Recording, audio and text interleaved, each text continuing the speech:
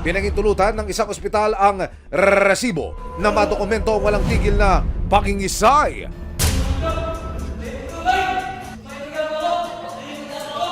Paglalaway at pagwawala ng isang lalaki sa kanilang rabies ward. Sa ganyan, aabot ang pasyenteng nakagat ng isang rabies-infected na hayop kung hindi agad maturukan ng bakuna.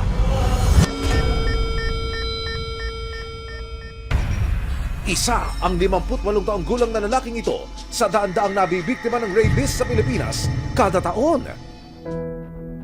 March 2024 siya unang nakagat ng aso, pero kwento ng kanyang ama, hindi raw agad nakapagpaturok ng anti-rabies vaccine ang kanyang anak. Ay, ala yan. Hindi obra sa akin yan. Higa niya, sinasabi niya. Pero ganun pa man, pagkakan uulitin ko uli. Hindi sa kailan aatake sa loob ng katawan mo yan. Lalo na pag nakakonekta na sa utak, wala na tayong magagawa.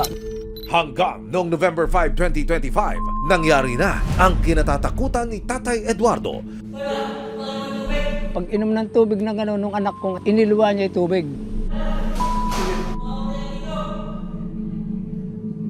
Kaya ang sabi sa akin, Kuya Ede, dali mo na sa ospital yan. Sintomas ng rabies yan.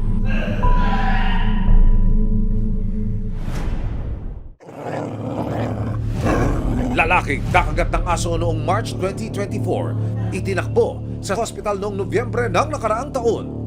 Dahil huli na nang makapagpaturok ng anti-rabies, lumubha na raw ang kondisyon ng biktima.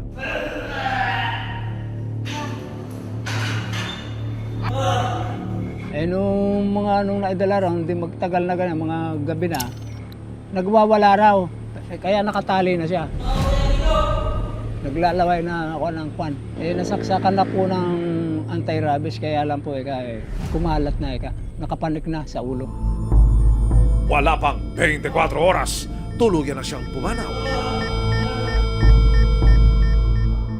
Pagdating ng asais ng gabi, 10:43, declared na patay na ang anak ko. Maraming salamat sa panonood, mga kapuso.